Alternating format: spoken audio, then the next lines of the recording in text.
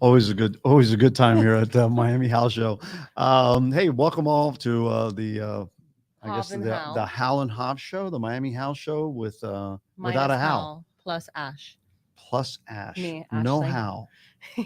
Poor Hal. We don't know where Hal is, but he didn't show up today, so we've We're got putting him Ash on here the today. beach on Is vacation. he? I don't What part know. of the vacation? Where? He's just somewhere with a margarita right now. Nice. I don't know where he really is, but It's Cinco de Mayo. oh, there you go. So Cinco de Mayo is margarita. So first of all, I want to thank everybody that does the Cinco de Mayo, simply because this way I don't have to do anything for my anniversary. So today's my 38th year anniversary for wedding anniversary. Yeah. So before we got married, May 5th was not a big deal. Yeah, you told me I that. know, I and didn't Corona, like the know. Corona people, made it a big The deal. Corona beer. The Corona beer people. We have to right? clarify that Exactly.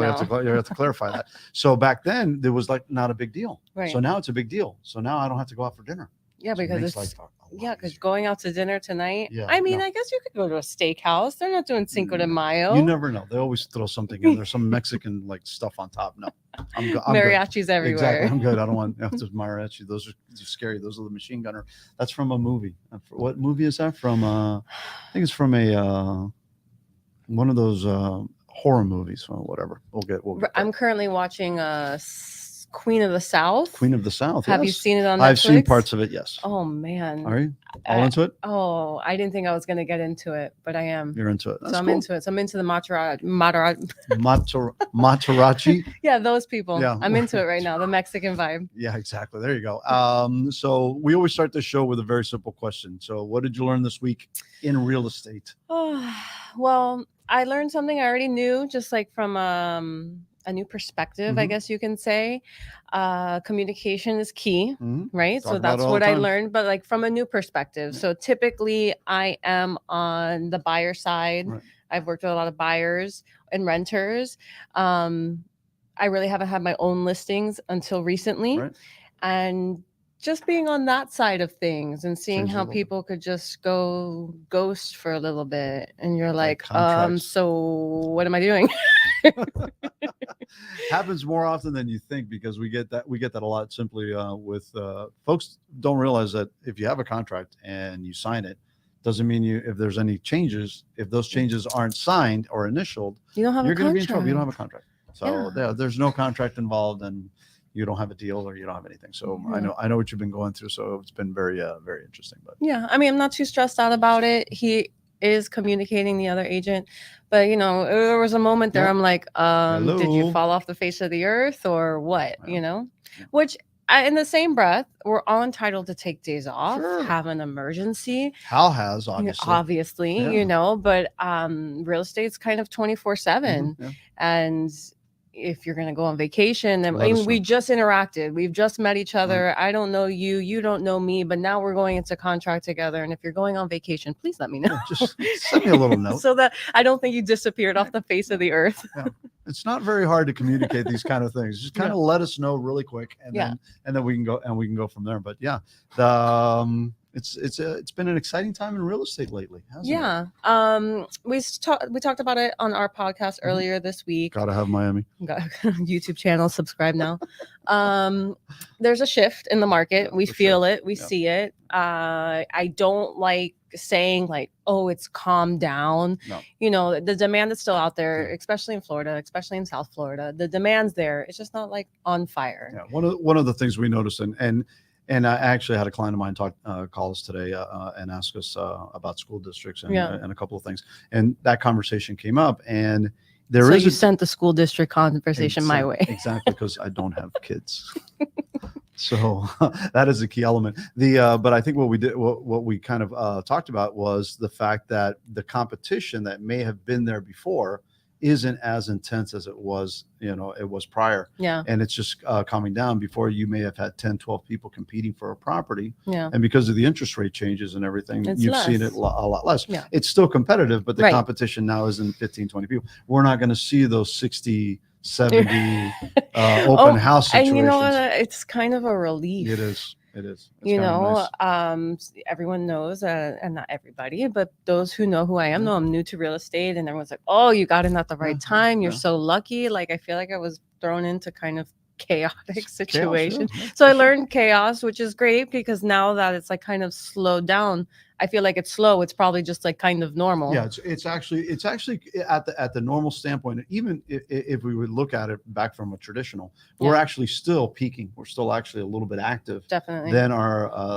where we would normally be. You know, with the inventory, 6 months inventory is usually Right. the norm. You still don't have those situations in certain areas. Right. But again, I just feel that from the property that we sold in Plantation, that we got under contract in Plantation, was a good example. And one of the comments that I had made to this client was that we're a pretty good barometer as to how we see the market, because we do so many different aspects of it. Mm-hmm. We cover from the rental side to the Mm-hmm. sales side, and at different levels of, I guess, of price point, Yeah. that we can actually see markets change and trend pretty quick. Yeah. And one of the things we noticed immediately was that the competition was down because we weren't competing as much for certain properties. Yeah. That all of a sudden we were getting, buyer sides a lot easier. Yeah. Even some of the rental sides have been a little bit simpler for us. I agree. But I think it's also because we come in prepared, and we can, we have a reputation of closing deals and taking care of clients.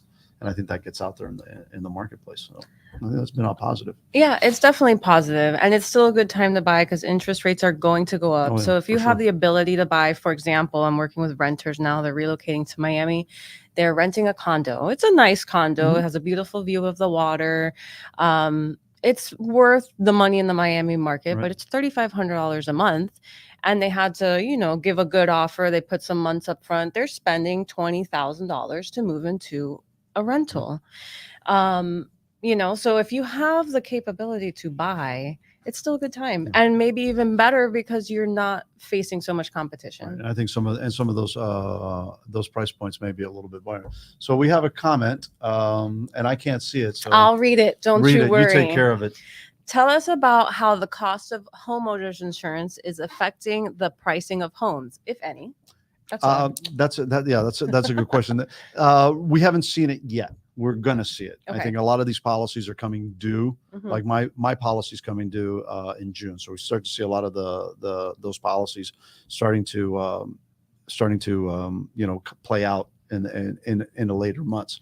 But we are personally, I have seen it. I have a property management company, Mhm. and we're anticipating some of our policies going up 40%. Wow. So at 40%, this is going to be a big issue for pricing. Yeah. And I think what's going to do is, we talked about the competition. Not only interest rates are moving up, but now that the insurances are moving up, because there's less and less carriers that are out there. Yeah.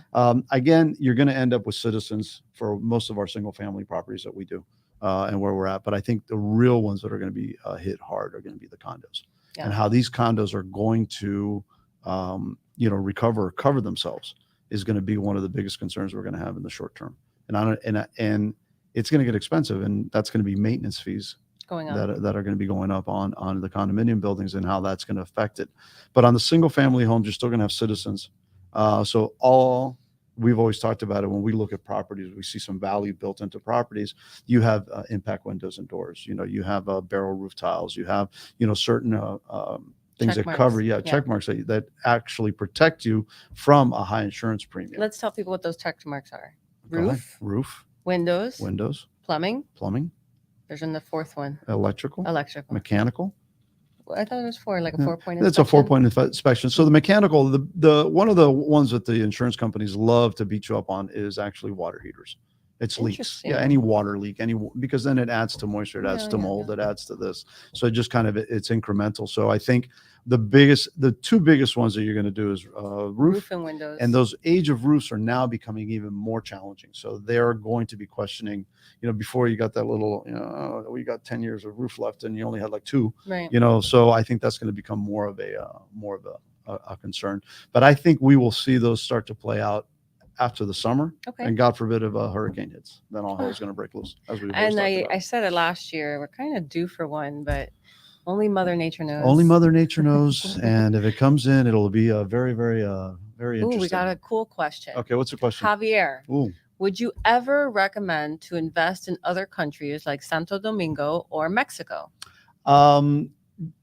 No, I don't. That's not in my capacity. Yeah. So that's one of those things that if I was stepping out into that, I would really be getting out of my comfort zone. Yeah. I do say this, and I tell this to customers all the time, and everybody says, "Hey, Jav, I'm looking for an investment property," Yeah. and they're always thinking about Miami. Why? You can invest anywhere in the country and anywhere in the world. And, I always use the example of Iowa because everybody wants to buy something for $100,000 and invest it. And as long as you're getting the return that you feel is, your required, right? Your requirement, then I think it's key. But for me, telling clients to invest out and then specific, no. Do I tell them, hey, there are investment opportunities everywhere? Yeah, absolutely. It's just not your niche. It's not my niche. And if I step into that, I'm stepping into something that is not in my comfort zone. So yeah, I mean, you told me when I was like, hey man, I really want to go like into investment multi duplex or you told me go do it somewhere where you're never even going to visit. No, you don't need to. You don't need to visit it. You don't need to. And again, everybody that looks at the investment part, especially the initial investors. And I've been at that point, and I've been at that stage, when we invested and we bought a property on South Beach. Yeah. It was used for family. Right. It was never going to be a rental income because it was not generate. It was an equity play. Right. We knew that it's going to make money on the equity side. Yeah. But at the end of the day, we were using it personally Correct. for a whole family, family compound to be able to enjoy the summer, be able to go out to the beach. So that's one type of investment. Then you look at some of the other investments that are out there. And if you're looking for a pure financial one, then buy it where it's going to make money. Right. Alabama, it could be anywhere. It could be, wherever you feel comfortable. And especially if you have, like I have a client of mine and I mentioned Alabama, he is from Alabama. So he knows that market in the sense of, the structure. Mm-hmm. So why not own something there? Why not own something that's not in the hottest real estate market outside of Florida. Tampa. Oh, Tampa. Oh, that's right. Tampa. I read that article. Tampa's insane. It's not just for strip joints. Tampa, #1 metropolitan area in the country, year-to-year growth from March 2021 to 2022. We blame it on Tom Tampa, Brady. #1 in the U.S. somehow. Tom Brady. There you go. And then the 4 hottest states over the past year, obviously Florida, Arizona. #3 was Nevada, and then Tennessee, in God's country. Yeah. So that's kind of states that don't have state income tax. Well, no, Nevada I think does. I'm not sure. I have to check that. Interesting. Well, we've been really trying to Google check ourselves as we're doing our podcast. If you're not aware, we do a podcast called Gotta Have Miami, and we get all sorts of crazy stuff on our comments. Yeah, I mean, we have that's our podcast, and we like to talk about politics and culture and how it affects real estate, and we're kind of just talking, so we don't always get the facts right. Sometimes it's a little off. I'm working off of a 60-year-old brain that's been around for a bit, so every once in a while. So we love the feedback. Yeah, we love to get corrected or a different perspective. So that's cool. So what happened politically recently was the Melrose play. Yeah. So the Melrose play came out, and that was a big deal. It was a 99-year no bid lease that was approved by the commission 4-1. Right. And it was Reyes that was actually the lone no vote. And we mentioned in one of our shows that I don't agree all the time with Reyes, but Manolo on this one was spot on. Yeah. The biggest thing was that this thing went to a no bid. Yeah. And so everybody assumes that a soccer stadium is the right thing. Soccer will not fly in Miami. I've said it before. I will continue to say it. Somebody prove me wrong. They haven't proved me wrong in 30 years. So let's see if somebody does prove me wrong on that. But I think the key element is that we never got to see what else could have been done. Correct. And, we're getting the same old. You're getting a stadium, and you're getting commercial, and you're getting office spaces. Is there something out there that was more innovative? Is there somebody that had a better idea? Like and we're possibly affordable housing? Anything that could have been there. Affordable housing. That is an oxymoron in the city of Miami. And I know you love that. Yeah, that's one of my favorite pet peeves. But again, we will never know for 99 years. Right. So we're getting the same old that we have been seeing for the last 30, 40 years. Yeah. And, again, will office spaces be needed in the next 5, 10 years? Right. And we've seen it with COVID that half of us didn't have to work out of an office. We don't have to work out of an office, even though we have a really fancy office now. You redecorated it? It looks great. Right? He must have got inspired earlier I had this week. I had a moment, man. It must have been on Sunday and something. I'm thinking, you know what? We can make an 8-by-8 foot office look big. We're gonna jazz this up. Yeah, we're gonna jazz this thing up. So it worked out pretty. It worked out pretty good. So that was interesting. And what are the topics that we talked about? We talked about I guess the interest rates are really going to change the market The with the insurance. we talked about. And right. insurance is to be seen, but it is going to happen. I mean, we're already seeing it in some of our policy renewals. So that's definitely going to happen. We talked about Melrose a little bit. You know what's going on this weekend is the F1 race. I have a story about that. Oh, let's hear it. Go. Shoot. Really? Yeah. You want to know about it? Yeah. All right. So if you look behind you, that was where the first of the Grand Prix races was done. Right back here in on this bridge? Right. Back on Biscayne Boulevard. Okay. All right. So it was really cool because back then it was the 80s. It was Ralph Sanchez who had done the Grand Prix, set it up. Right. So it was in downtown Miami, beautiful course, everything. And they were bringing in all the dignitaries from on the water, on the bay. So Anna and I, we were one of the sponsors, not us personally, but one of the company, I think at the time was Saks Fifth Avenue, was one of the sponsors. And we got to be like helpers. Ooh. So we got these fancy little jumpsuits, white little jumpsuits. Oh, yeah. We were looking like really sporty. And so I was assigned to help people come off of the boat. Yeah. So I got to see Don Johnson, Philip Michael Glazer. If you guys don't know who that is, that was Miami Vice. That was the time that we were playing at. So they were coming off the boat, but they were younger, so it was not. Then I had a gentleman by the name of, it wasn't Claude Pepper. Now I'm drawing a blank. Claude Pepper? Was it Claude Pepper? Claude Pepper used to be... Oh, I'm drawing a blank because I'm old, and actually I had mentioned it, but it was one of our original governors. Okay. And he was coming off the boat, and I think he was probably like 85. Okay. And the last thing I wanted to do was have this dude fall in the water. He was like one of the top Dems. He fell in. No. But I was scared as hell because I was a young guy, and I'm thinking to myself, oh, man, I'm going to bring this guy in here, and if I lose this guy, I'm going to be in deep. Yeah, it's going to be trouble. And Claude Pepper, was it Claude Pepper? I forget. But it was one of those guys. I remember. Well, I looked into going to this race this week. It's extremely expensive. Oh, yeah. I'm just not that into it, you know? No. And if it's just, I know, I think it's just, to me, it feels like one of those Miami events that you go to make sure you get your picture on social media there. Yeah, it's a fabrication. The one that they had in, down on Biscayne Boulevard was actually good because it was in the city. Now I remember when I was a kid. Yeah, and half of this stuff wasn't here, so you could actually not shut down the street, right? Because you didn't have all these homeowners associations complaining about everything. Yeah, because they started to complain. One of our family members was involved in the corporate run.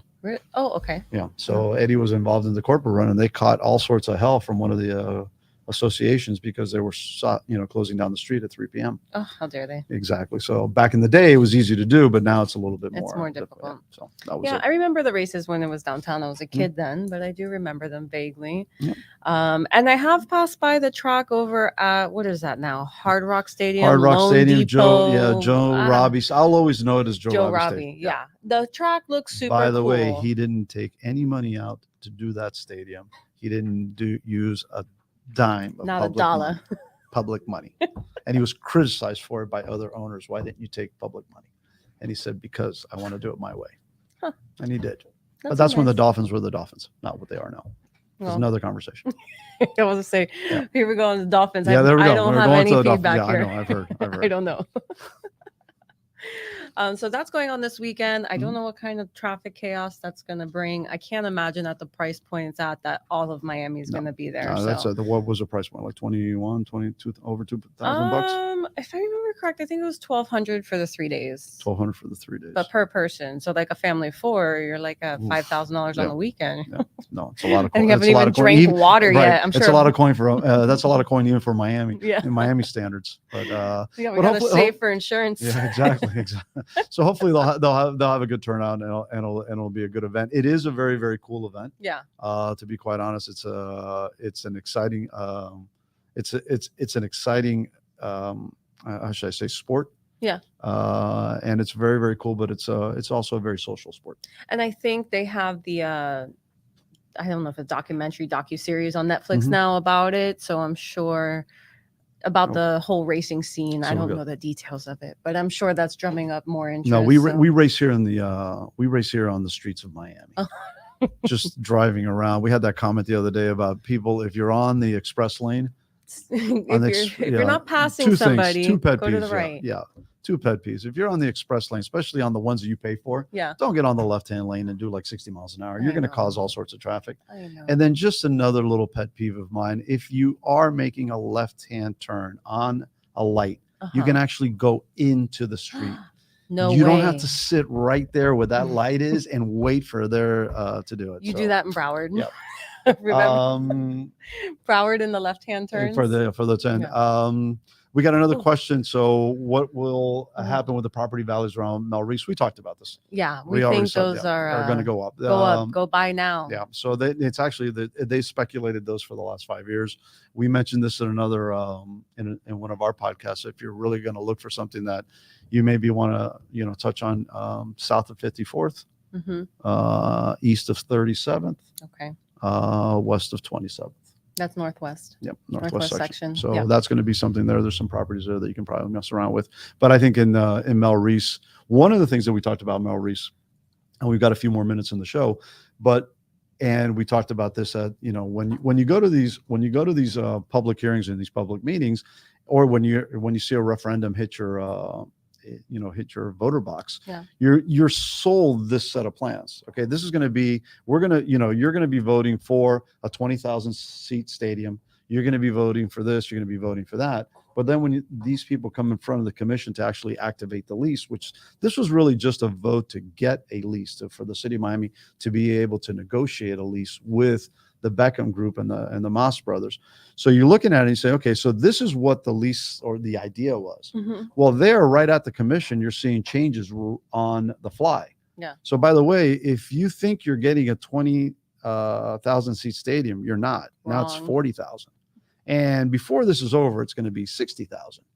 And then there's going to be other events. So they told you, oh, there's not going to be a traffic impact because, it's only soccer. And who goes to soccer? Nobody. Oh, and they're talking about walking to soccer. Well, there's going to be concerts. I mean, I know, but now the UM is coming in. Oh, so now you have other venues, and then you're expanding. So before you know it, your traffic study that they did, which is also probably 5 years old and doesn't have real numbers anymore. Doesn't have real numbers from the beginning. Right.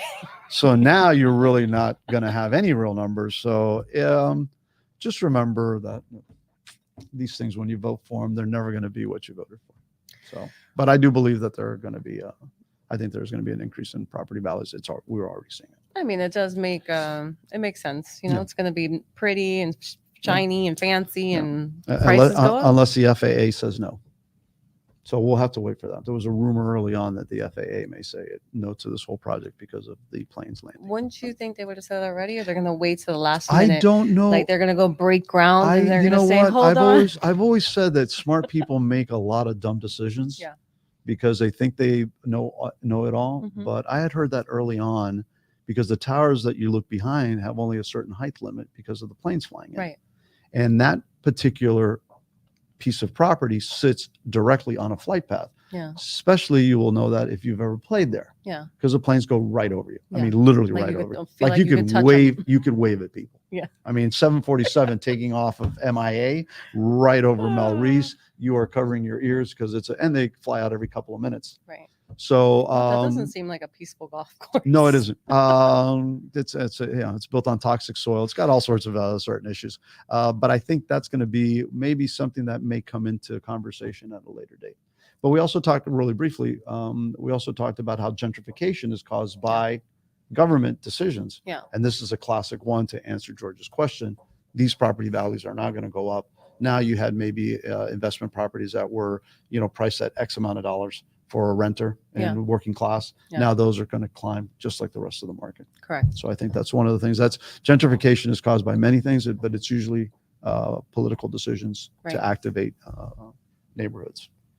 Part of the deal. I mean, and it's like a double-edged sword because, of course, you want your neighborhoods to look nice and feel nice and all of that, but at what cost? And what is it going to do to the locals and the natives? And it's such a balancing act. Miami has limited inventory. We've always talked about a limited property area, and it's always going to be an expensive market. Yep. That's how we've done. Yep. So we are probably out of time because I'm looking at a little thing that says 3 minutes. 3 minutes. 1 minute. No minutes. Oh, we're done.